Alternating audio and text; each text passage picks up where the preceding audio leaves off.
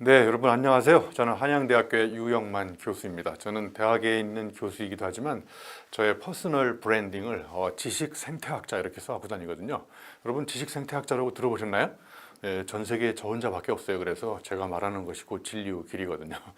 제가 또 겨울에는 지식 동태학자로 바뀝니다. 이런 유머가 통하면 계속 이런 유머를 좀 해드리고요. 자, 아무튼 오늘 제가 여러분과 같이 나눠볼 주제는 색달라지면 남달라진다. 그래서 어떻게 하면 우리 사람의 인성을 바꿀까, 이렇게 추상적으로 생각하지 말고 제가 오늘 여러분의 인성을 바꾸는 가장 쉬운 방법이면서도 우리한테 우리의 삶을 혁명적으로 바꿀 수 있는 이런 것들을 이야기하려고 합니다. 그래서 제목이 색달라지면 남달라진다. 이걸 거꾸로 해보시면 어떻게 될까요? 남달라지면 색달라지지 않습니다. 여러분, 그래서 제가 오늘 결론부터 말씀드리면 여러분의 색깔, 여러분의 컬러, 여러분의 스타일 이런 걸 찾으면 저절로 색달라지고요. 그러면 남들과 남달라질 필요가 없어져요. 그냥 저절로 남달라집니다. 근데 이걸 거꾸로 해보시면 남달라지다가 여러분의 독창적인 색깔이 없어지거든요. 그러니까 여러분은 누구인지 모르고 그냥 죽을 수도 있어요. 그래서 여러분, 우리가 남은 인생 동안 나만의 독특한 색깔을 찾아서 색다르게 살면 저절로 남하고 비교할 필요가 없고 나만의 고유한 인간성, 인성이 살아나는 이런 것들을 어떻게 하면 이렇게 만들어낼 수 있을지 이런 걸 한번 같이 이야기해 볼까 합니다. 자, 여러분, 제가 시작하기 전에 제가 존경하는 우리 시인 중에 나태주 시인님 아시죠? 풀꽃이라는 시, 굉장히 간단한 시예요.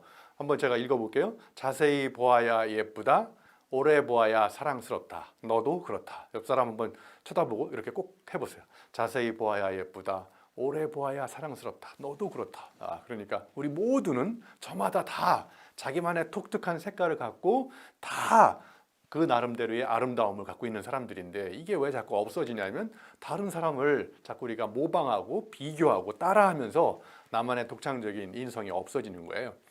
또 제가 좋아하는 페루의 파블로 네루다라는 시인이 있거든요. 파블로 네루다라고, 칠레 시인인가요? 아무튼 이 파블로 네루다라고, 여러분 이렇게 서울에 있는 교보문고 간판에 크게 붙어있던 문구가 있었어요. 나였던 그 아이 어디 있을까? 아직 내 속에 있을까? 아니면 사라졌을까? 여러분, 나였던 그 아이가 내 몸 안에 있을까요? 아니면 사라졌을까요? 대부분이 나였던 그 아이가 누구인지도 모르고 태어나서 죽을 때까지 여러분 남과 비교하는 유일한 동물이 있어요. 그 동물 이름이 뭔지 아세요?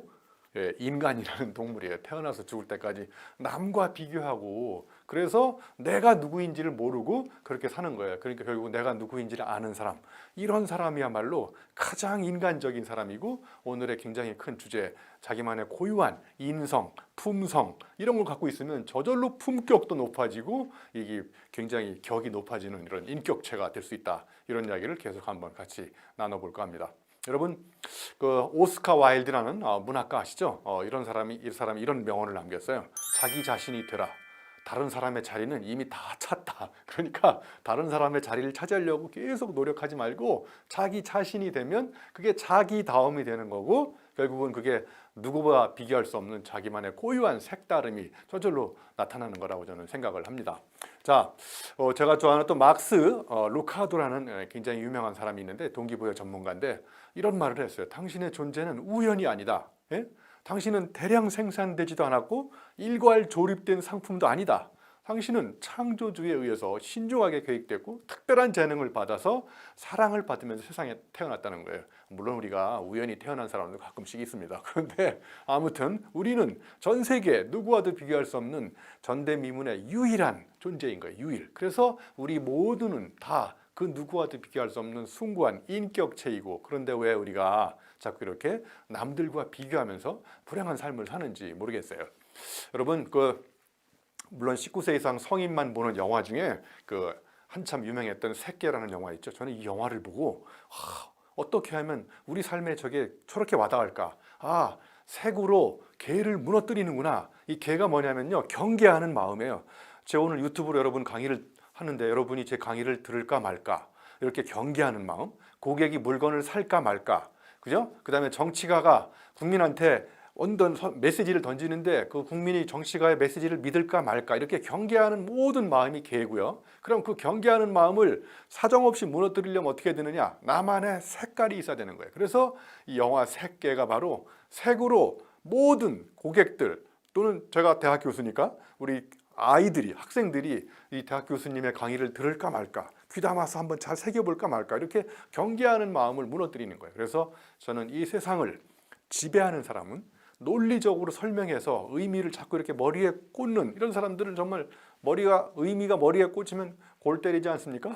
네, 그런데 의미가 심장에 꽂히면 의미 심장해지잖아요. 여러분, 이런 언어 유희를 잘 알아들으시면 재미있을 것 같은데, 아무튼 여러분, 그래서 새끼가 우리한테 던져주는 메시지가 너만의 독창적인 색깔을 가지면 저절로 남달라지고, 제가 오늘 하루 종일 시종일관 강조하는 메시지가 이거잖아요, 그죠? 색이 있어야 경계하는 마음을 무너뜨릴 수 있구나. 그래서 세상을 지배하는 사람은 논리적으로 의미를 설명하는 사람이 아니라 자기만이 갖고 있는 독창적인 색깔로 체험했던 스토리를 가지고 감성적으로 설득하면 사람들이 감동받잖아요, 그죠? 예, 그래서 그게 바로 나만의 색깔인 거죠. 그래서 저도 오늘 저만의 색깔로 이 강의를 듣는 모든 우리 익산 시민들의 마음을 훔치려고 하잖아요, 그죠? 예, 그런데 이게 화상에서 이렇게 해보니까 정말 사람의 마음을 훔치기는 더더욱 어려워지는 것 같아요. 그래서 마음을 훔치는 사람이 저는 세상을 움직이는 사람이라고 생각해요. 여러분 한번 생각해 보세요. 세상을 움직이는 사람, 세상에서 히트친 대박 상품들 다 고객이나 시민들의 마음을 훔친 사람이거든요. 그러니까 리더의 업의 본질도 결국은 사람의 마음을 훔치는 사람이라는 거예요. 그래서 저는 이렇게 생각해요. 색달라지면 저절로 나다움이 생기고 나다움을 창조하는 사람, 이런 사람이야말로 가장 아름다운 사람이구나. 그래서 저는 이 세 가지 단어는 동의어라고 생각해요. 나다움, 색다름, 아름다움. 그러면 내가 아름다운 인격체로 성장하려면 어떻게 해야 될까요? 예, 결론부터 답이 나왔잖아요. 나만의 색깔을 찾아서 색다르게 살면 그게 가장 이 세상에서 나답게 사는 거고, 그런 사람이야말로 이 세상에서 가장 아름다운 사람이구나, 이런 생각을 우리가 해볼 수 있지 않겠습니까? 자, 영어로 여러분 컬러라는 단어 있죠. 컬러일지 컬러일지 아무튼 발음이 약간 다를 수 있지만, 근데 여기 형용사가 두 가지가 있어요.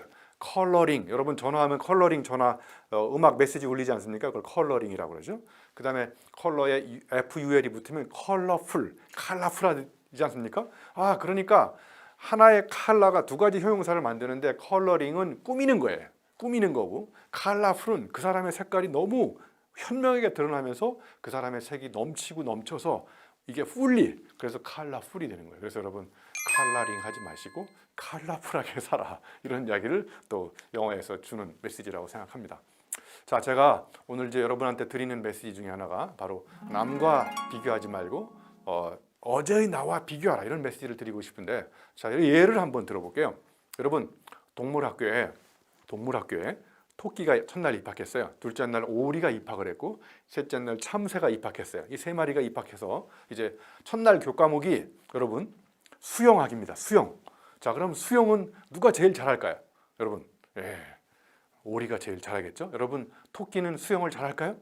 토끼는 물하고 상극여서 토끼한테 물 끼얹으면 깜짝 놀라거든요. 제가 예전에 시골에서 충북 음성이 고향이거든요. 거기서 중학교 때까지 제가 수렵, 어로, 채취, 농경생활 하면서 농사도 져보고 이 가축도 키워봤기 때문에 토끼는 물하고 상극입니다. 그러니까 토끼한테 수영을 가르친다는 얘기는 정말 토끼한테는 엄청난 스트레스인 거죠. 그래서 토끼가 스트레스를 오는 걸 참고 견딘 다음에 둘째 날 교과목이 뭔지 아세요? 둘째 날 교과목? 둘째 날 교과목은 눈 오는 날 산등성이 올라가는 교과목이 생겼어요. 자, 그러면 토끼가 제일 신나지 않겠습니까? 그러면 첫날 수영할 때 제일 신났던 오리한테는 눈 오는 날 산등성이 올라가는 것은 엄청난 숙제이고 전대미문의 도전 과제인 겁니다. 그런데 오리 엄마가 토끼하고 비교를 해. 야, 옆집에 토끼는 저렇게 눈 오는 날 산등성이 잘 올라가는데 너는 바보 아니냐고. 그래서 오리를 겨울방학 때 알래스카로 빙벽 타기 훈련 갔다 와요. 그러면 거기 오리 가서 막 물갈퀴 찢어지고 막 그 동상 걸리고 죽을 뻔한 거죠. 아까 토끼가 수영을 못할 때 또 토끼 엄마가 오리하고 비교를 해. 야, 옆집에 오리는 저렇게 수영을 잘하는데 너는 왜 수영을 못하냐. 그래서 토끼 엄마가 또 여름방학 때 괌으로 특수 과외 받으러 가서 거기 가가지고 막 토끼 수영 배우다가 죽을 뻔했잖아요. 여러분, 자연에 있는 모든 생명체는 절대로 남하고 비교하지 않습니다. 다 자기가 갖고 있는 재능만 갖고 재미나게 사는 게 저는 자연 생태계에 있는 모든 동물인데 왜 지구상에 있는 인간만이 남과 비교해서 비참한 인생을 살고 있잖아요. 언어 유희를 한번 해볼게요. 비교하면 비참해집니다, 여러분. 그리고 여러분만의 독창적인 재능, 개성, 인성을 가지고 비전을 품으면 비약적으로 여러분 발전하는 거예요. 그래서 제가 다시 한번 메시지를 강조하면 남보다 잘하려고 하지 말고 전보다 잘하자. 어제의 나가 했던 생각, 행동 이것과 비교해 봤을 때 나는 오늘 뭐가 달라지고 있는지 이렇게 비교를 해야지 절대로 여러분이 따라잡을 수 없는 옆집의 아이, 옆에 어떤 그분의 정말 잘하는 사람 이런 사람과 똑같이 따라서 하려고 하다가 여러분 인생이 망가지는 거예요. 그래서 오늘부터라도 여러분이 잘할 수 있는 능력 이게 뭔지 아세요? 재능입니다. 재능. 내가 하면 재미있는 능력, 재능. 이걸 갖고 하시면 여러분의 인성은 너무나 인간적으로 인격이 풍부해지는 그런 여러분만이 보여줄 수 있는 품격 높은 그런 행복한 삶을 살 수 있다고 생각합니다. 그래서 이 동물 비유에서 우리가 알아볼 수 있는 굉장히 중요한 시사점이 뭔지 아십니까? 여러분 필요한 능력이라고 생각하는 순간 나한테 불필요합니다. 예를 들면 토끼는 수영할 필요가 없고요. 오리는 겨울에 산등성에 올라갈 필요가 없는데 인간이 필요하다고 판단해서 불필요한 능력을 그 필요한 거를 로 생각해가지고 자꾸 가르치기 시작하는 순간 인간은 불행해지는 겁니다. 그래서 우리 아이들도 어머니께서 가장 중심을 둬야 될 거, 우리 아이가 잘할 수 있는 게 뭘까? 이런 것들을 눈여겨보시고 관찰해보시고 그러면 우리 모두 인간은 저마다 다 n분의 1에 저마다 잘할 수 있는 재능을 갖고 있습니다. 머리 잘 따는 애는 미용사 시키면 되고요. 그리고 뭔가 만들기 좋아하고 이런 애들은 뭔가 나중에 제조업에 취업해가지고 그런 어떤 생산 현장에 가서 재미있게 할 수도 있고요. 그 다음에 또 연필 잘 깎는 아이는 또 공부시켜도 되고 이렇게 저마다 잘할 수 있는 것들을 시키면 좋을 것 같아요. 한때 우리 대한민국에서 굉장히 잘 팔렸던 책 중에 누가 내 치즈를 옮겼을까 이런 책이 잘 팔렸죠. 그런데 이 책이 잘 팔리니까 이 책을 따라하는 책들이 나와요. 누가 내 치즈를 잘랐을까? 누가 내 치즈는 어디 갔냐고 물어보니까 내 치즈는 내가 옮긴다. 이런 책들은 다 군대 용어로 따지면 장렬히 전사한 책입니다. 왜 남하고 비교해서 따라하냐 이거죠. 따라하다가 따라잡을 수가 없습니다. 여러분 제가 예전에 한때 IMF 시절에 번역했던 펄떡이는 물고기처럼 이거 굉장히 한국에서 공전의 히트를 친 책이거든요. 근데 이 책이 잘 팔리니까 펄떡이는 길거리 경제학, 뭐 펄떡이는 영어 다 헐떡거리고 있어 이런 책들 펄떡거리다가 그죠? 그래서 펄떡이는 물고기처럼보다 더 잘 팔리는 책을 쓰려면 절대로 펄떡이는 이런 거 쓰고 물고기 이런 거 따라하지 마시고 전혀 다른 데 가서 깃발을 꽂으시면 바로 거기서 그 분야에 여러분이 승부수를 던지게 되는 거고 여러분만의 필살기를 찾게 되는 거예요. 여러분 상표 중에 브랜드 이름 중에 푸마가 있지 않습니까? 이 푸마가 잘 되니까 뭐 파마한 애도 있고요. 치마 입은 애도 나타나고 뭐 자나 뭐 프라다를 따라하는 구라다 뭐 놀스코리아 놀스페이스를 따라하다가 놀스코리아가 되고 아무튼 이런 식으로 남의 뒤를 따르는 자는 성공하기가 참으로 어려운 거예요. 그죠? 아까 파블로 네루다가 그렇지 않습니까? 여러분이 갖고 있는 독창적인 재능 그리고 내가 잘할 수 있는 것 이런 것들을 찾아야 될 것 같아요. 그래서 나였던 그 아이 어디 있을까? 내 안에 있을까? 사라졌을까? 여러분 한번 가슴 손을 얹고 나였던 그 아이를 찾아서 나만의 색다름, 나다움을 찾아서 지금 공부하고 있는지 이런 것들을 한번 생각해 보시면 좋을 것 같아요. 이렇게 우리가 이렇게 자꾸 남하고 비교하게 되는 굉장히 중요한 잘못된 어떤 병폐 중에 하나가 우리 교육에서도 많이 발생하지 않습니까? 예를 들면 저기 참새와 원숭이와 코끼리와 뭐 여우 이런 애들 일직선으로 딱 놓고 그다음에 시험 문제가 나무 위에 올라가기야. 그러면 저기에서 나무 위에 올라가는 잘하는 아이는 원숭이밖에 잘 못 올라가잖아요. 코끼리나 저 펭귄 이런 아이들이 어떻게 나무 위에 올라갈 수 있겠어요? 그러니까 저마다 잘하는 사람들을 동일한 기준과 획일적인 잣대를 가지고 사람들을 일괄되게 평가하려고 하니까 그쪽에 잘하는 사람은 있겠지만 못하는 사람은 그걸 잘하려고 인생의 절반을 낭비하다가 죽을 수 있는 거예요. 제가 예전에 사하라 사막에 가서 마라톤을 뛴 적이 있어요. 여러분 사하라 사막에서 마라톤 뛴 사람 별로 없잖아요. 그죠?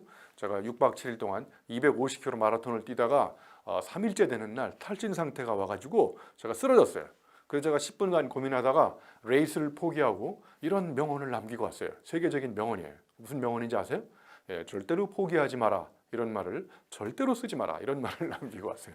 여러분이 알고 있는 명언은 절대로 포기하지 마라. 이거를 책상에서 배웠는데 제가 한계 상황에 몸으로 도전해 보니까 그 명언이 잘못됐다는 걸 온몸으로 깨닫게 된 거예요. 그래서 한계는 책상에서 할 수 없고 한계는 오로지 몸으로 도전해봐야 알 수 있다는 거예요.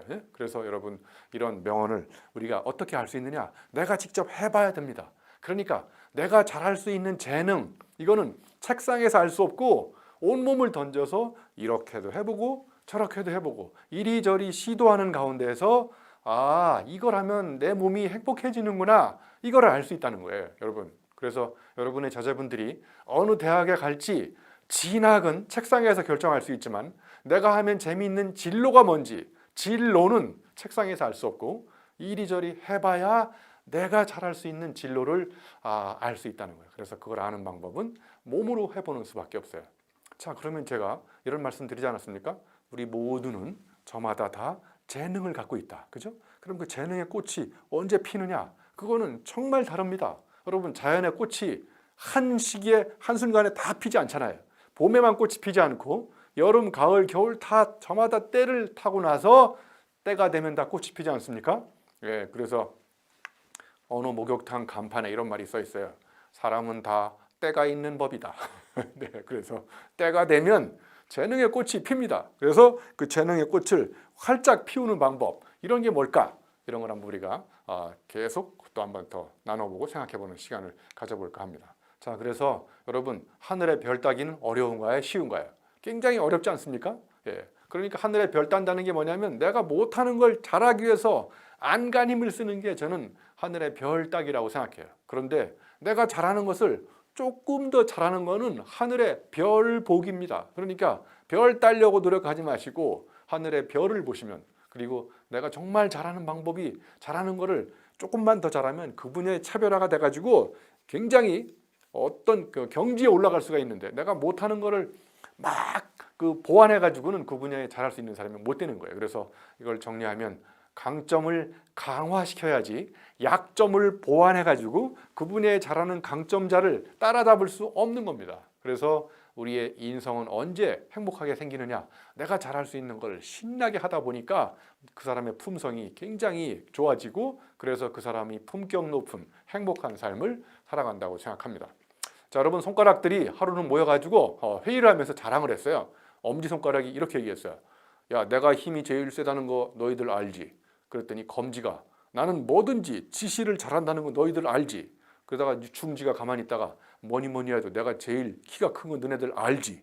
그랬더니 약지가 참고 있다가 결혼 반지 낄 때 내 손가락에 끼운다는 거 너네 알지? 이렇게 듣고 있다가 마지막에 새끼손가락이 조용히 이렇게 얘기했어요. 야, 너희들 내가 없으면 병신이라는 거 알지? 네.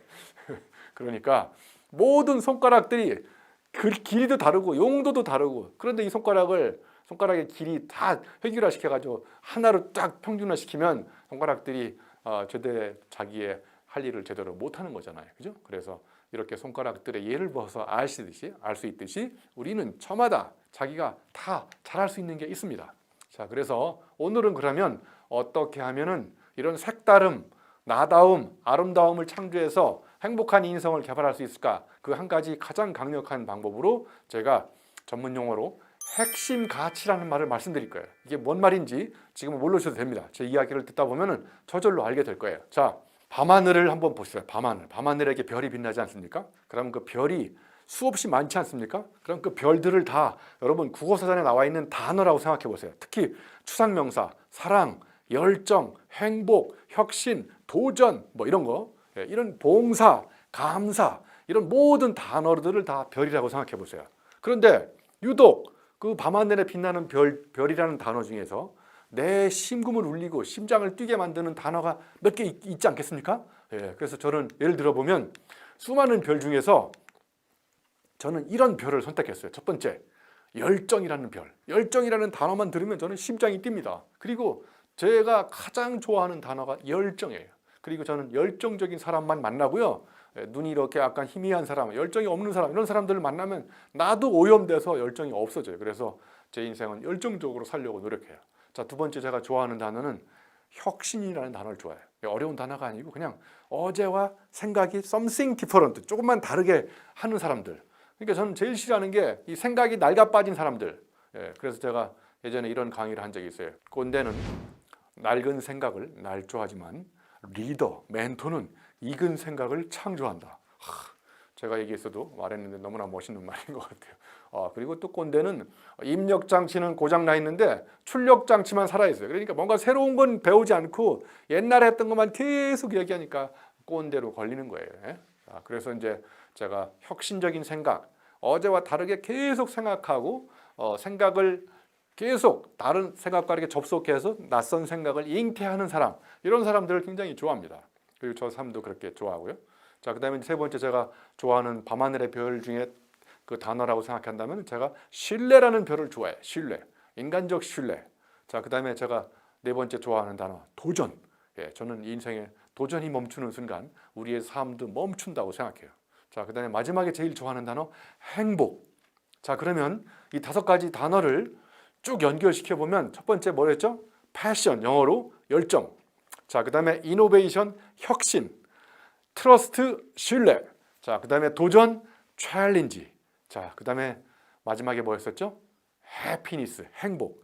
이 첫 영어의 이니셜을 따면 P, I, T, C, H가 되잖아요. 피치. 그래서 제가 인생에 피치를 올리는 삶을 사는 거예요. 자, 이 5가지 단어를 조금 더 정리를 해보면 왜 이 단어를 지금 여러분한테 말씀을 드리냐면요. 이 5가지 단어대로 생각하고 5가지 단어대로 행동하고 5가지 단어대로 강의를 하고, 예를 들면 5가지 단어대로 스토리를 만들고 5가지 단어대로 늘 행동하고 어떤 결정적인 위기의 순간, 의사결정의 순간에 이 5가지 기준으로 판단을 내리고, 그러면 내 삶이 굉장히 열정적으로, 혁신적으로, 그죠? 신뢰롭게, 그 다음에 도전적으로, 행복하게 이 5가지 단어대로 생각하면 제 인성이 이 5가지 단어대로 만들어지는 거예요. 그리고 그 누구도 따라잡을 수 없는 나만의 독창적인 스토리가 생기는 거예요. 그죠? 그럼 이 스토리가 히스토리, 역사가 되지 않습니까? 그러면 그 누구도 따라잡을 수 없는 my way, 나만의 인생, 나만의 길이 생긴다는 거예요. 어떻게 하면요? 여러분의 심장을 울리는 단어 5가지 또는 한 3가지 정도 선택해서 그것대로 사람을 만나고 그것대로 여러분의 삶을 사시고 그것대로 생각하시고 또 시간 나면 그것대로 글을 써보시고 또 그것대로 여러분 강의할 기회가 있으면 강의도 한번 해보고 5가지 색깔이 그대로 여러분의 삶에 녹아들어서 그 누구도 쉽게 흉내낼 수 없는 여러분만의 독창적인 삶이 생기는 거예요. 자, 그래서 다시 한번 정리하면 열정, 저의 삶의 엔진에 해당합니다. 엔진. 뜨거운 열정이, 여러분들 주변에 보시면 열정적인 사람들 너무 삶을 너무 역동적으로 다이나믹하게 살지 않습니까? 그리고 혁신, 이건 뭐냐? 색다름의 원천인 거예요. 나만의 독창적인 색깔이 뭘까? 이거를 계속 혁신적으로 어제와 다른 생각을 계속 하는 거죠. 자, 그 다음에 신뢰라는 것은 인간관계의 가장 기본이 되는 겁니다. 그래서 여러분, 인간관계가 오랫동안 유지되는 것, 바로 신뢰를 철저하게 지키는 사람. 그래서 사람과 사람 사이에 가장 강력한 믿음의 연대가 바로 신뢰라고 생각해요. 자, 그 다음에 이제 도전이라는 게 살아가는 재미입니다. 저는 앞으로 세계 7대 대륙의 최고봉을 다 올라가 볼 겁니다. 에베레스트만 아시아의 최고봉 못 올라가고요. 제가 예전에 2015년도에 킬리만자로 아프리카의 지붕 5,800m 올라갔다 왔어요. 그리고 안나푸르나에 가서 안나양이 푸르다는 걸 또 확인하고 왔고요. 아무튼 이렇게 제가 시간 날 때마다, 비록 제가 대학 교수 지성인이지만 더욱더 바깥에 나가서 야성을 길들여 가면서 지성을 창조해야 되는데, 야성이 없으면 여러분, 야성이 없는 지성은 치료한 거고요. 지성이 없는 야성은 야만일 수가 있어요. 그러니까 우리의 인성은 언제 생기느냐? 이 야성과 지성이 절묘하게 만날 때 그 누구와도 비교할 수 없는 그 사람만의 독창적인 인성이 생기는 거예요. 그게 바로 도전이 만들어주는 거라고 생각해요. 그리고 마지막으로 행복이라는 것은 우리가 왜 살아가느냐? 행복하기 위해 살아가는 거 아니겠어요? 그러니까 이 5가지 단어, 열정, 혁신, 신뢰, 도전, 행복, 이 5가지 단어대로 생각하면 행동하고, 그리고 그것대로 말하고 글쓰고 살아가고 사람을 만나고 판단하고 의사결정하고, 그러면 자연스럽게 세상을 행복하게 살 수 있는 비결이 오는 거예요. 자, 여러분, 한 시대를 풍미했던 야구 선수 중에 여러분 선동열 아시죠? 예, 그 다음에 최동원 선수 안타깝게 돌아가셨죠. 그 다음에 그 산미 슈퍼스타즈라는 옛날 야구단이 있었는데 거기에 장명부 선수가 있었어요. 그 다음에 오비베어스의 박철순, 정말 전설적인 투수들입니다. 이 사람들이 다 피처 아닙니까? 피처, 투수. 저 사람들이 공 던지는 스타일이 다 다르잖아요. 선동열이 최동원을 비교해서 따라잡으려고 하지 않고 박철순이 장명부와 비교하지 않고, 그러니까 제가 아까 PITCH 저의 5가지 핵심 가치라고 했잖아요. 패션, 이노베이션, 트러스트, 챌린지, 해피니스. 그러니까 이게 피치, 그래서 투수가 거기다가 ER을 붙이면 피처가 되지 않습니까? 피처 그러니까 또 생맥주의 피처 생각하시면 안 되고요. 자, 그래서 이 투수들이 공 던지는 스타일을 전문 용어로 피칭 스타일이라고 그러잖아요. 피칭 스타일. 그러니까 저 투수들이 유명해진 거는 누구와 비교하지 않고 자기만이 갖고 있는 독창적인 공 던지는 스타일을 창조한 겁니다. 스타일. 그러니까 서두에 얘기했던 나만의 색깔은 결국은 컬러는 또 스타일로 연결되는 거예요. 스타일. 유영만 교수의 컬러가 있구나. 유영만 교수는 강의하는 스타일이 저런 거구나. 이런 게 바로 뭐가 만들어주느냐? 바로 그 사람만이 갖고 있는 독창적인 핵심 가치대로 살면 바로 저렇게 된다는 거예요. 자, 그래서 이 핵심 가치라고 하는 것이 바로 뭐냐? 의사결정의 기준입니다. 내가 딜레마 상황에서 이렇게 할까 저렇게 할까, 이거를 중심을 잡고 판단을 내리게 만드는 그 중앙에 있는 판단 잣대 기준이 바로 뭐냐? 핵심 가치입니다. 자, 예를 들면 제가 사람을 만날 때 어떤 기준으로 만나는지 아세요? 열정적이냐 열정적이지 않냐, 그리고 생각이 굉장히 남다르게 혁신적이냐 아니냐, 인간과의 신뢰를 중시하느냐 안 하느냐, 그 다음에 도전을 즐기느냐 안 하느냐, 삶을 굉장히 행복하게 사느냐 안 하느냐, 이것에 비추어서 이 5가지가 다 충족될 수는 없지만 그래도 이 5가지 중에 한두 가지만이라도 잘 통하면 그 사람하고 나하고는 인간관계를 계속 유지하는 거죠. 자, 그 때문에 제가 또 어디선가 외부에서 어떤 일을 하자고 요청이 들어와요. 그러면 그 요청을 내가 받아줄지 말지 어떻게 결정하는지 아세요? 이거는 내가 기존의 생각만 갖고도 충분히 할 수 있다 그러면 안 합니다. 왜냐면 이거 내가 하는 이유는 내 생각을 이전과 다르게 업그레이드 시키려면 내가 공부를 해야 되지 않겠습니까?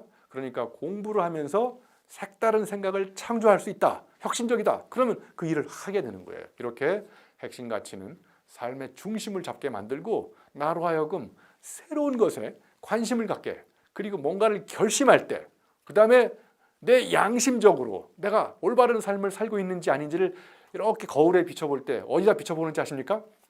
나는 오늘 열정적으로 살았을까요? 나는 오늘 어제와 다르게 혁신적으로 살았을까요? 이런 걸 자꾸 비교해 보게 하는 거죠.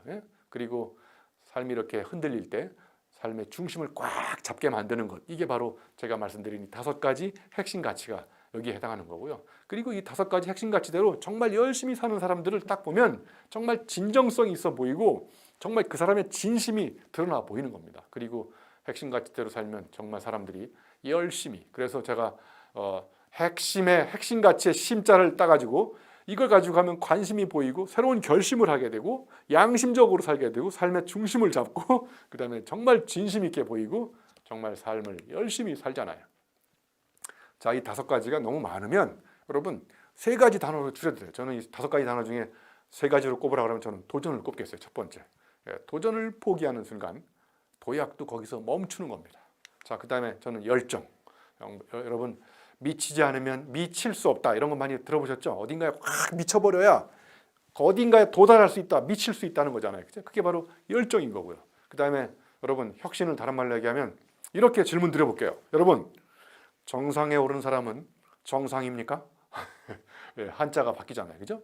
정상에 오른 사람은 하나같이다 비정상입니다. 여러분, 그렇지 않나요? 여러분, 제가 정상으로 보이나요? 비정상으로 보이나요? 저는 대학 교수지만 정상적인 대학 교수들하고 잘 어울리지 않습니다. 왜냐하면 정상적인 사람들과 어울리면 정상에 가기가 어려워져요. 그래서 저는 비정상적인 굉장히 혁신적인 생각을 갖고 있는 이런 사람들을 좋아합니다. 요즘에 높이뛰기 할 때 앞으로 넘는가요? 몸을 이렇게 뒤로 넘을까요? 높이뛰기 할 때 다 뒤로 넘죠? 그런데 처음에는 다 앞으로 넘었습니다. 정상적인 높이뛰기 선수는. 그런데 이 사람들의 사고의 한계는 인간은 신체 구조상 2m를 넘을 수 없다, 이렇게 생각했어요. 그런데 1968년 멕시코 올림픽 때 세계 최초로 뒤를 넘는 사람이 나타났어요. 그래서 인간의 한계 2m를 넘어서서 2m 24cm를 넘은 그 사람 이름이 누군지 아세요? 예, 딕 포스벨이라고 그래서 높이뛰기 세계 최고의 기록을 처음으로 세운 사람이에요. 1968년 멕시코 올림픽 때. 그래서 그 사람 덕분에 높이뛰기에 높이가 올라갔어요. 어떻게 넘었어요? 비정상적인 방법으로 뒤로. 그래서 그 사람이 정상에 갔잖아요. 정상에 간 사람은 정상이 아닙니다. 여러분도 정상에 가시려면 정상적인 사람과 자주 밥을 먹으시면 여러분은 정상적인 사람에 머무를 수밖에 없어요. 자, 세 가지 단어가 또 너무 많다. 한 가지 단어로 꼽아라. 그러면 이 한 가지 단어를 마지막 단어라고도 합니다.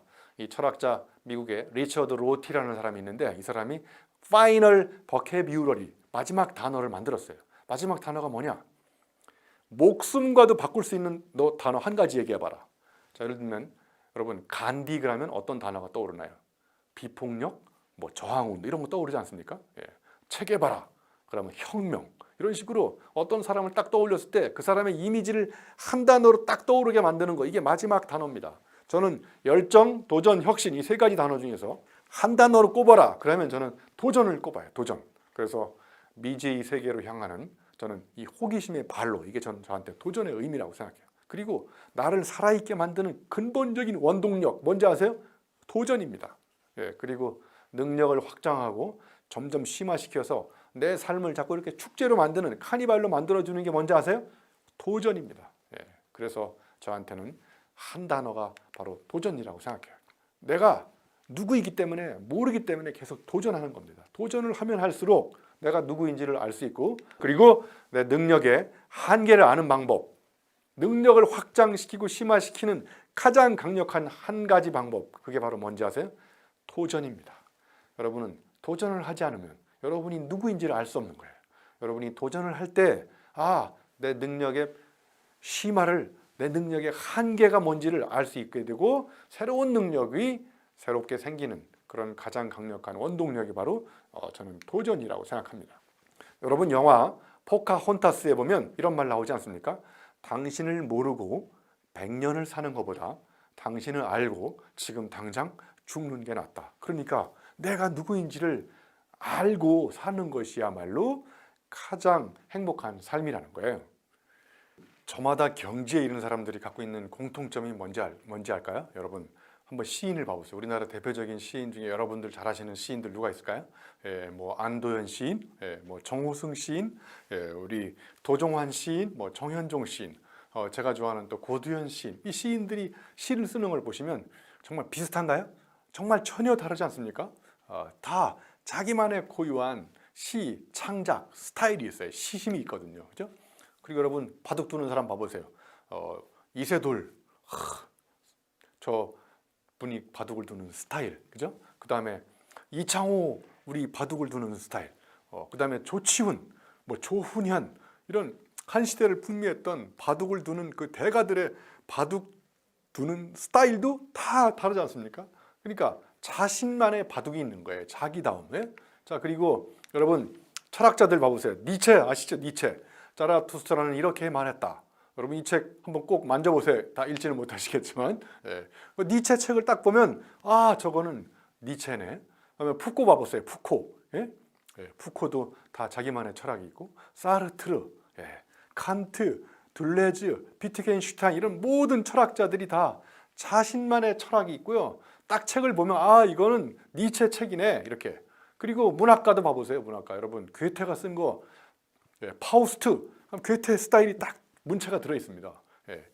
그다음에 프루스트, 가지 않은 길, 뭐 카프카, 성, 톨스토이, 도스토옙스키 뭐 이런 사람들 다 보면 자신만의 문체가 있습니다. 사람은 다 지문이 있지 않습니까? 지문? 그런 것처럼 저 문학가들도 누구와 누구를 비교해서 따라잡으려고 하지 않고 자기의 독창적인 삶, 고유한 삶을 자기만의 문체, 글 쓰는 스타일로 녹여내는 겁니다. 여러분 음악가도 봐보세요. 음악가 베토벤 음악 딱 들어보면 저건 베토벤이 쓴 운명교향곡이네. 저거는 슈만의 거네. 저건 브람스 거네. 아니면 저거는 모차르트 거다. 바흐너다. 뭐 이런 식으로 음악도 또 마찬가지로 화가처럼 자기만의 독창적인 음악을 갖고 있는 거예요. 화가도 피카소가 그린 걸 멀리서 보세요. 저거 피카소가 그린 거네. 대박 짐작할 수 있지 않습니까? 빈센트 반 고흐가 그린 그림 멀리서 봐도 저건 반 고흐 거네, 누구 건지 헷갈린다. 그러면 그거는 자기만의 고유한 화풍이 없는 겁니다. 예?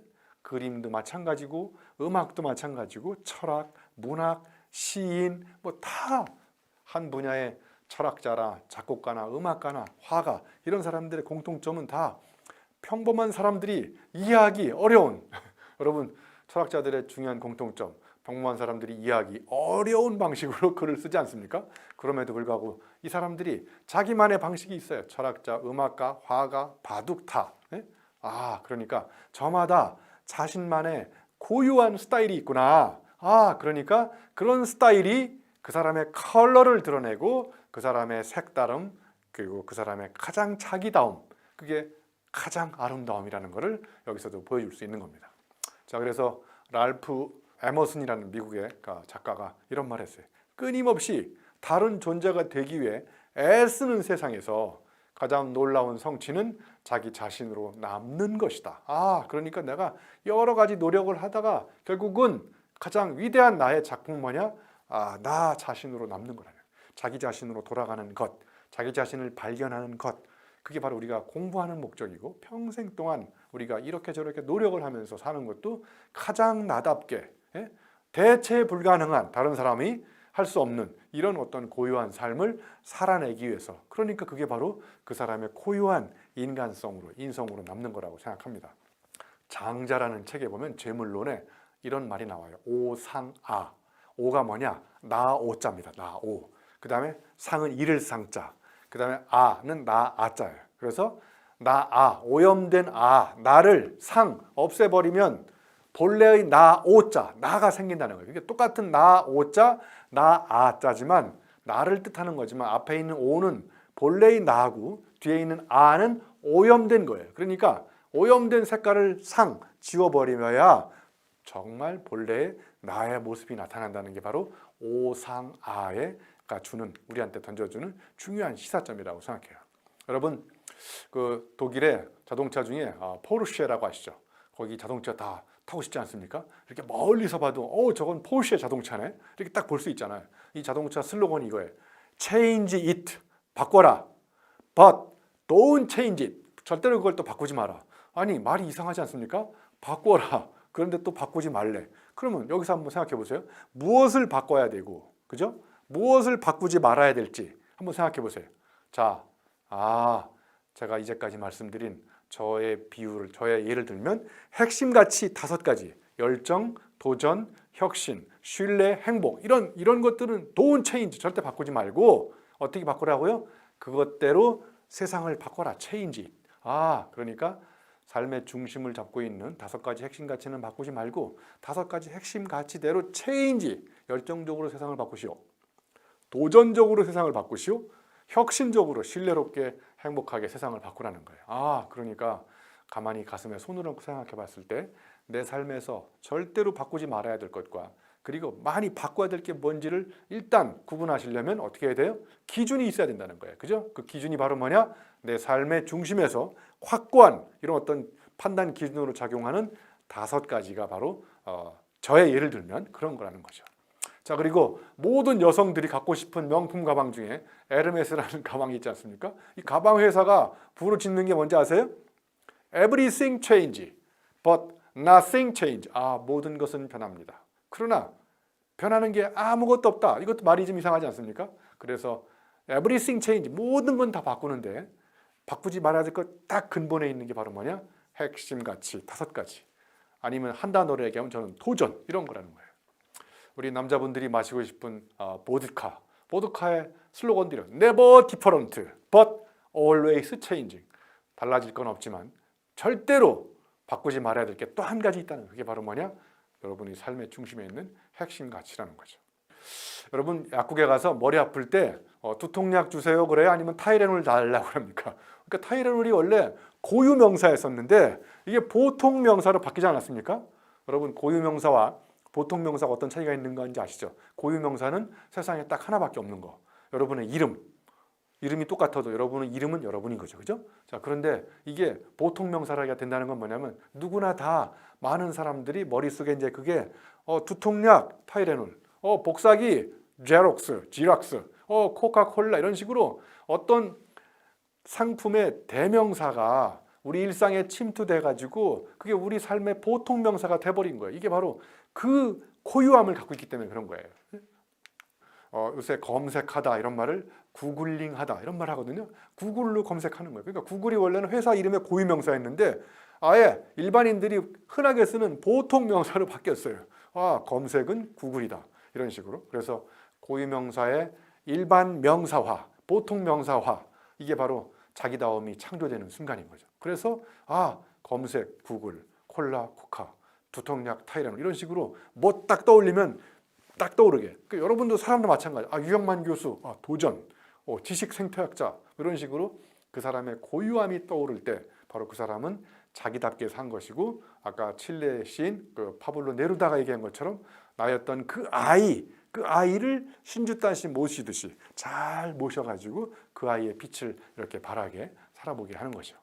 그래서 저는 이 형용사 중에 뭐뭐답다, 다운, 그래서 유영만 다운 이런 말이 있고, 그 다음에 뭐뭐스럽다 이런 말이 있어요. 유영만스럽다. 어떤 차이가 있는지 아시나요? 뉘앙스상으로 유영만스럽다, 유영만답다.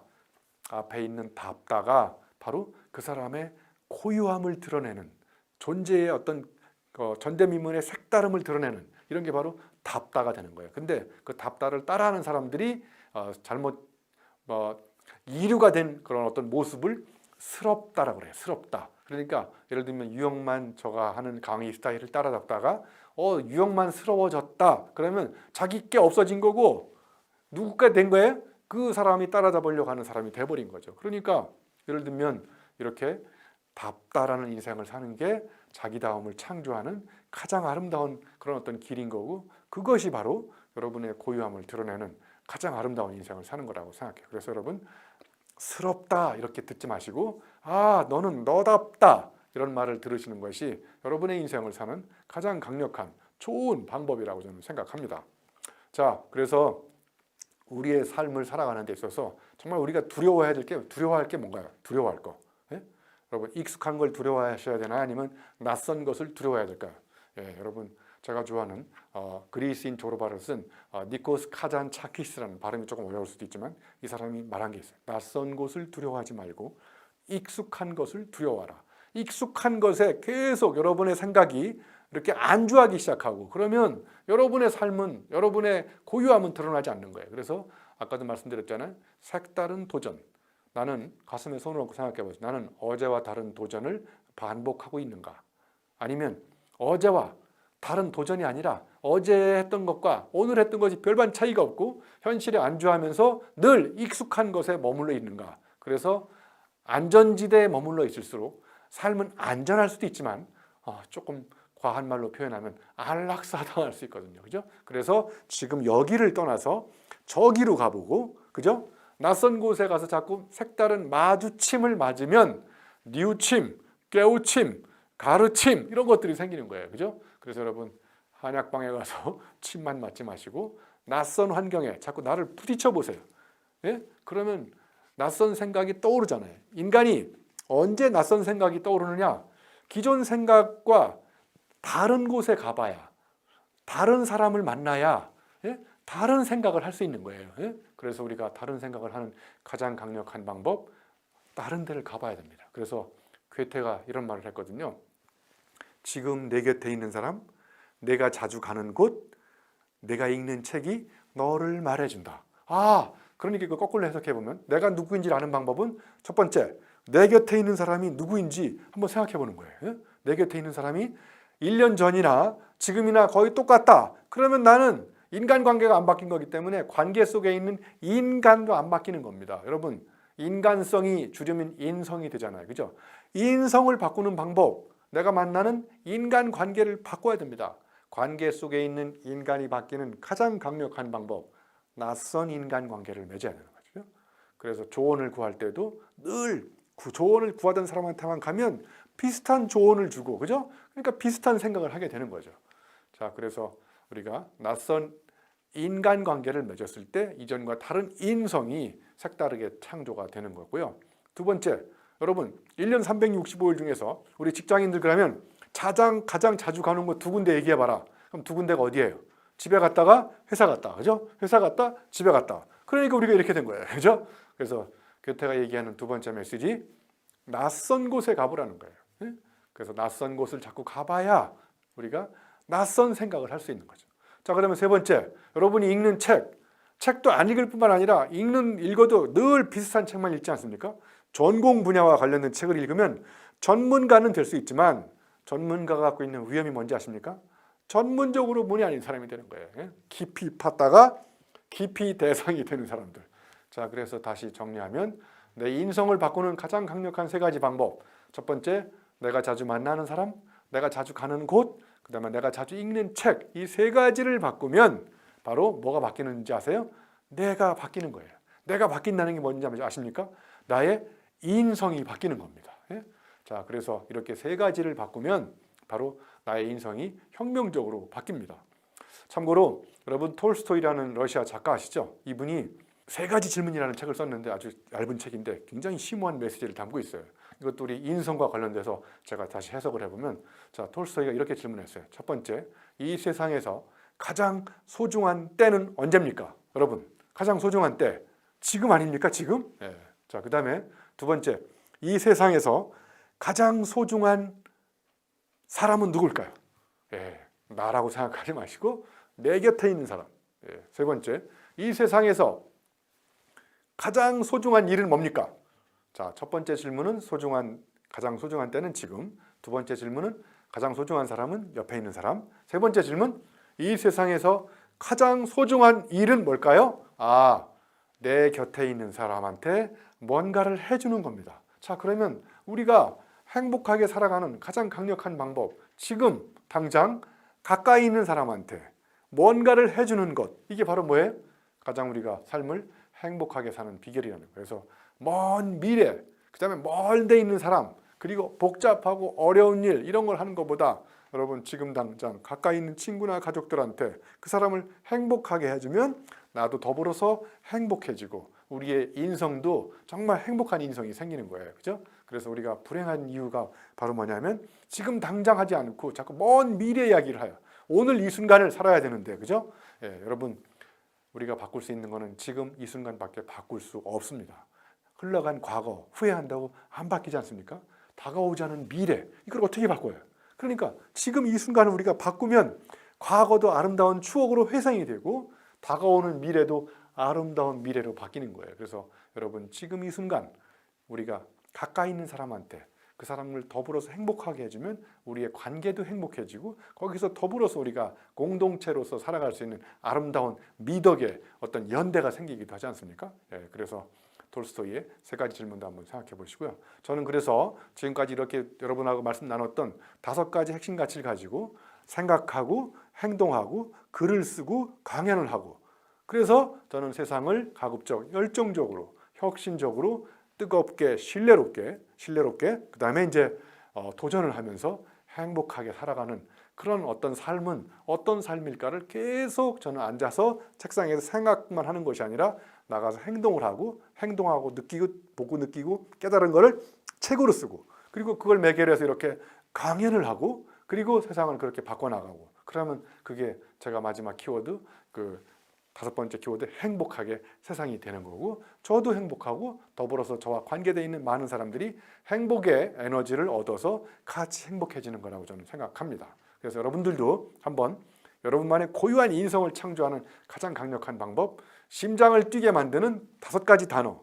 적게는 3가지 단어, 딱 1가지 단어는 뭘까? 이렇게 한 다음에 그것대로 여러분의 삶을 하루 한번 살아보시고, 그리고 그렇게 살면서 깨달았던 것, 느낀 것 적어보시고, 그 적은 걸 가지고 사람한테 다시 가서 이야기도 해보고, 그러면 저절로 우리의 삶은 그 단어가 품고 있는 대로 인성이 생기는 거예요. 그래서 저는 이제 개인적인 브랜드가 아까 지식 생태학자 이렇게 말씀드렸는데, 그거 이외에도 저희가 독특함, 고유한 인격과 품성을 드러내기 위해서 제가 또 지식 산부인과 의사 이런 것도 만들었어요.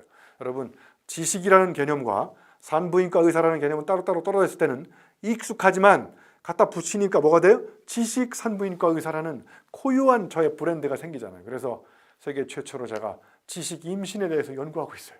지식 자연분만을 유도하려면 어떻게 해야 되는지 이런 것도 연구를 하고 있어요. 그러니까 뭔가 이렇게 익숙한 단어를 낯설게 갖다 붙이면 거기서 재미난 생각이 떠오르잖아요. 그죠? 그러면 그 재미난 생각을 가지고 또 이렇게 글도 써보고 여러분한테 이렇게 재미난 강의도 할 수 있는 그런 원동력이 생기는 거예요.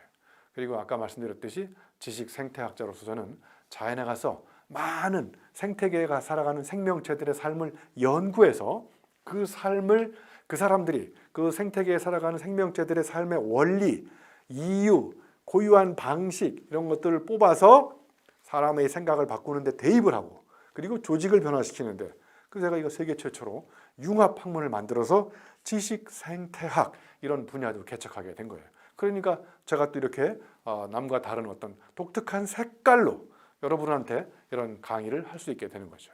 자, 그리고 이제 저의 또 마지막 브랜드 이미지는 제가 또 학습 건강 전문 의사, 또 제가 또 의사예요. 그래서 대한민국 사람들을 학습 질환에 걸려 있는 걸로 전제를 하고, 그리고 학습 병명을 개발하고 학습 신약을 개발해서 제가 개발한 학습 마이신 하나 딱 먹으면 여러분이 갖고 있는 학습 불안감이나 이런 걸 해소할 수 있다라는 이런 또 재미난 분야를 개척하고 있는 거거든요. 그래서 한양대학교 지식생태학자 유영만 교수, 저분은 지식산부인과 의사이기도 하고 저분은 또 학습건강 전문 의사로서 앞으로 학습약사, 학습의사 이런 자격증도 또 개발하고 보급해서 저한테 교육을 받으면 대한민국의 학습 질환을 치유하고 또 그다음에 이렇게 처방해 줄 수 있는 의사 자격증 따고 약사 자격증도 발급하고 그래서 이렇게 재미난 방법으로 연구를 하려고 합니다. 그래서 저는 아무튼 저의 삶을 어떻게 하면 행복하게 살려면 도전해야 되고 열정적으로 신뢰롭게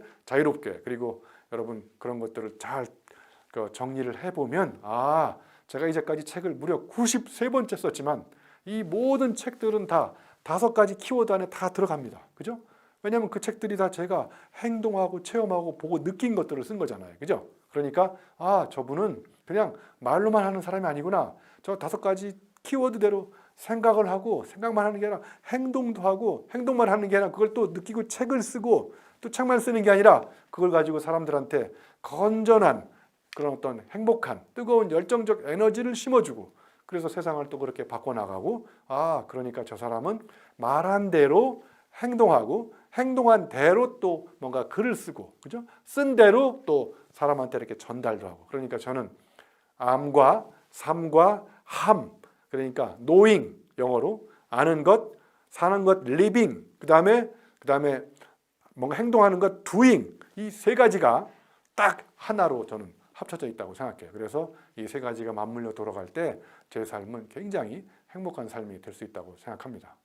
근데 여러분 우리가 행복하게 살면서 우리가 삶을 즐겁고 재미있게 살아야 우리의 인성도 그런 삶의 결론으로 생기잖아요. 여러분 우리가 갖고 있는 생각은 우리가 삶을 이렇게 살았기 때문에 우리의 생각이 이렇게 된 거잖아요. 그러니까 인성도 결국은 뭐냐면 인간성의 약자잖아요. 그죠? 인성도. 자 그러면 인성이 인간성의 약자니까 인성 교육을 해서 인성을 바꿀 수는 저는 없다고 생각해요. 힘들게. 그죠? 자 그럼 우리의 인성을 바꾸는 방법은 제가 말씀드렸듯이 내가 만나는 사람을 바꾸는 거잖아요. 그죠? 그러니까 인성이 왜 이렇게 나빠졌을까? 그런 걸 보면 내가 만나는 사람, 인간성이 그 사람과 그 사람 사이에 나의 인간관계가 생긴 거잖아요. 그럼 관계 속에 있는 인간들이 갖고 있는 인성이 나와 만나서 사람의 인성, 성격이 생기는 거거든요. 그러면 내가 만나는 사람을 바꾸지 않고 어떻게 해요? 그 사람을 데려다가 인성 교육을 시키면 별로 안 바뀌는 거예요. 그러니까 인성은 독립된 공간에서 어떤 독립적인 노력을 통해 가지고 생기는 것이 아니라 다른 사람과의 관계 속에서 사이 속에서 이렇게 생기는 거예요. 그래서 제가 앞으로 우리 4차 산업혁명 시대 유망한 인재상 제가 이걸 사이 전문가라고 만들었어요. 여러분 사이 전문가라고 들어보시지 못했죠? 처음 들어보시죠? 그러니까 전문가 요 사이에 차이를 전공하는 전문가, 사이 전문가. 인성도 언제 생겨요? 사람과 사람 사이에, 인간과 인간성 사이에, 그 사이에 인성이 생기잖아요. 그러니까 사이 전문가가 되는 방법, 이것도 우리의 인성을 새롭게 바꾸는 방법이라고 생각해요. 제가 2007년도에 교통사고가 한번 크게 난 적이 있었어요. 그래서 2007년 4월 11일, 그래서 4.11 사태라고 해요. 그래서 제가 잠깐 졸다가 중앙분리대를 들이받고 이 갈비뼈가 양쪽에 7개, 5개씩 부러졌어요. 팔뼈도 부러지고 목도 안 돌아가고 그랬는데 잠깐 병원에 입원했거든요. 그런데 병원에 의사들이 갈비뼈 전문가인 흉부외과 의사가 와가지고 이분은 갈비뼈만 보고 갔어요. 그리고 흉부외과 의사가 갈비뼈만 보고 가는데 팔이 아파가지고 이 팔뼈 좀 봐달라고 그랬더니 그건 자기가 전공한 뼈가 아니라는 거예요. 그래서 발뼈는 누가 보냐 그랬더니 정형외과 의사가. 그 다음에 여러분 교통사고 나면 어디가 가장 아픈지 아세요? 목뼈가 가장 아픕니다. 목뼈는 또 신경외과 의사가 봐요. 그래서 각자 맡은 뼈만 최선을 다해서 자기 맡은 뼈만 최선을 다해서 보고 가는데 제 뼈가 어디가 아픈지 아세요? 갈비뼈와 팔뼈 사이, 팔뼈와 목뼈 사이. 그래서 이 사이 뼈를 전공하는 의사가 병원에 없다는 걸 제가 뼈저린 뼈 아픔을 체험하고 만든, 그래서 생각난 전문가가 우리 사회에 사이 전문가가 필요하구나. 이 사이 전문가가 많을수록 그 사이와 사이에서 좋은 사이가 되고 그 사이와 사이에 존재하는 차이를 존중해주고 이럴 때 우리는 더욱더 바람직한 올바른 우리 모두가 기대하는 행복한 성격으로 인성을 갖고 있게 된다고 생각해요. 그래서 제가 이 교통사고 나서 크게 깨달은 게 우리 사회가 이렇게 문제가 많이 발생하는 것도 각자 자기 맡은 분야만 최선을 다하고 옆에 사람하고는 특히 전문가와 전문가끼리 소통이 안 되고, 그러니까 소통이 안 되니까 호통을 치고 막 그러니까 불통이 돼가지고 막 분통도 터지고 우라통이 터지고 그러지 않습니까? 그래서 이렇게 우리가 사이 전문가가 되면 좋은 사이가 돼서 인간성도 굉장히 좋게 이렇게 될 수 있다라는 것을 제가 또 어렵게 이렇게 체험 삼아서 알게 된 거예요. 그래서 제가 이제 2달 후에 교통사고가 이제 몸이 정말 빠르게 회복돼 가지고 정말 다행스럽게 이렇게 이제 건강하게 다시 또 태어나게 된 거예요. 그래서 제가 이제 참고로 이렇게 교회 다니시는 분들 유심히 관찰했더니 이분들이 주행 속도에 따라서 찬송가가 다르다는 걸 알게 됐어요. 60km일 때는 주와 함께 길 가는 것, 80km일 때는 날마다 주께로 더 가까이, 100km일 때는 요단강 건너가 만나리, 120km일 때는 주여 나 이제 갑니다 이렇게 간다는 거 아니에요? 그래서 속도가 빨라지니까 뭐가 좁아집니까? 각도가 좁아지잖아요.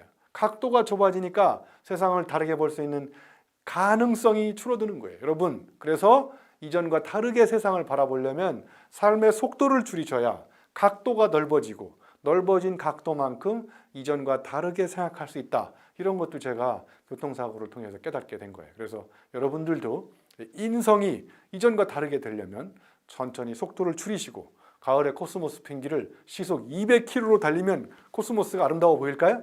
전혀 아름다워 보이지 않아요. 점으로 보입니다. 점. 그래서 삶의 속도를 줄이는 것이 이전과 다르게 우리의 삶을 풍요롭고 행복하게 사는 길이라는 것을 알게 됐어요. 여러분, 제가 그래서 존경하는 저 철학자 중에 칸트라고 있는데 이분이 실천 이성 비판에다가 이런 말을 써놨어요. 내 마음을 채우고 내가 그것에 대해서 더 깊이 생각할수록 늘 새로운 경외심과 존경심을 더해주는 게 있다. 2가지가 있는데 그게 바로 뭐냐? 머리 위에 별이 빛나는 하늘, 그리고 내 마음의 도덕 법칙. 자, 그러면 머리 위에 빛나는 별은 과학의 힘으로 도달할 수 없는 불가지의 세계입니다. 그럴수록 경외심을 가지고 거기에 자꾸 도달하려고 하는 인간의 노력, 이런 것들이 오늘날 우리의 아름다운 세상을 만들고 문명을 창조한 거 아닙니까? 제가 왜 칸트 이야기를 인용하냐면요. 자, 칸트가 2번째 내 마음을 움직이는 2가지가 있는데 그 2번째가 뭐냐? 내 마음의 도덕 법칙. 이 도덕 법칙이 제가 오늘 여러분하고 같이 계속 나누었던 핵심 가치입니다. 그래서 이 핵심 가치대로 여러분의 인생을 사는 것, 이게 바로 칸트가 얘기하는 내 마음의 도덕 법칙인 거예요. 자, 그러면 여러분, 행복하게 살 때 물건을 살 때 행복할까요? 아니면 경험을 살 때 행복할까요? 그래서 여러분, 핵심 가치대로 살면서 경험을 사보세요. 그러면 물건을 살 때는 그때뿐이지만 경험을 사면 이게 오랫동안 추억으로 남고 계속 우리의 삶을 굉장히 행복하게 만들어주지 않나요? 제가 예를 들면 2012년도에 사하라 사막에 가서 마라톤 뛰었잖아요. 마라톤, 그죠? 그럼 마라톤 뛴 그 경험을 사니까 2012년도 지금부터 약 10년 전인데도 불구하고 아직도 그 경험이 생생하게 살아나지 않습니까? 그래서 물건을 사면 또 사고 싶고 또 사면 살수록 행복해져야 되는데 물건을 사면 살수록 우리의 인간의 욕망은 멈추지 않고 끊임없이 또 다른 물건을 사게 되고 그러면 사람은 불행해질 수밖에 없다고 생각해요. 그런데 경험을 사면 살수록 우리의 삶은 그 경험을 산 것만큼 우리 아름다운 추억도 생기고 그것에 대해서 우리가 행복한 의미를 부여할 수 있잖아요. 그래서 저는 앞으로 이렇게 무수한 경험을 여러분들한테 색다른 경험을 제공해 주기 위해서 제가 조만간 아주 재미난 대학을 하나 만들려고 합니다. 그 대학 이름이 뭔지 아세요? 드리대학교입니다. 드리대학교 저질러학과 뒷수습 전공, 이런 식으로 4년제 정규대학에서 가르칠 수 없는 저의 마지막 키워드 도전, 이 도전하는 정신을 가르치려고 그래요. 그래서 여러분, 세상을 바꾸는 사람은 앉아서 생각하고 아이디어가 풍부하고 이런 사람들이 세상을 바꾸는 게 아니라 나가서 들이대고 저질리고 도전하고 안 되면 다시 하고 시행착오도 겪어보면 판단착오도 줄일 수 있고, 그러니까 결국 세상을 바꾸는 사람은 머리가 좋고 생각이 많고 아이디어가 많은 사람, 절대로 이런 사람들이 세상을 바꾸지 않습니다. 누가 바꾸느냐? 비록 미천한 생각, 작은 아이디어라도 나가서 행동하고 안 되면 다시 해보고, 이런 가운데서 우리가 시행착오도 겪어보고 실패도 해보고, 그러면 그런 색다른 실패, 이게 뭐냐? 색다른 도전의 반증이거든요. 그죠? 도전을 하는 사람들이 실패를 하게 되고 그 실패 속에서 우리의 새로운 실력이 생기지 않습니까? 그 실력이 바로 저는 또 다른 인성이라고 생각해요. 그래서 여러분, 인성도 저는 실력이라고 생각해요. 자, 그래서 이런 드리대학교 저질러학과 뒷수습 전공 재밌지 않습니까?